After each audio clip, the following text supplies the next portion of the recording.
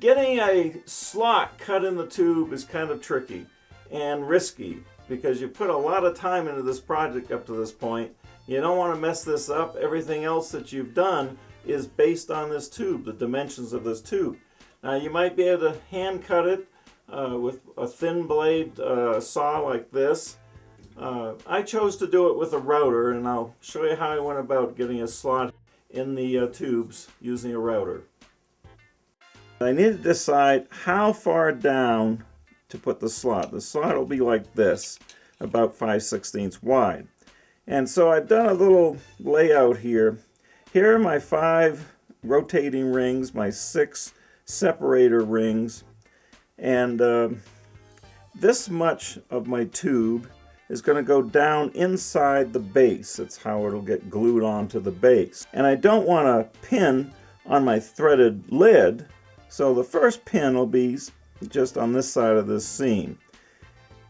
This pin needs to be on this side of my locking ring, and as you can tell, that'll work out just fine. So that means my slot needs to go, we'll say, about this far. And that measurement, just for kicks, we'll call that about 5/8 of an inch. Don't have a router table, so I've just clamped my router into my vise here. I've got a 5/16 bit, and I've taken a piece of MDF and made multiple passes on the table saw to create this trough, if you will. This trough will allow my cylinder to ride back and forth. So I've drilled a hole a little bigger than the router bit. I'm just going to put this over the bit and clamp this pretty securely. These clamps are very strong. Now the next challenge I have is as I slide this, it's going to want to do some of this. I've got to stop that from happening.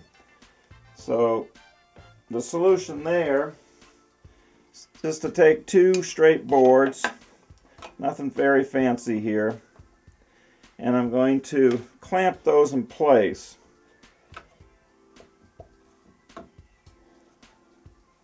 Now we've got a situation where it won't rotate.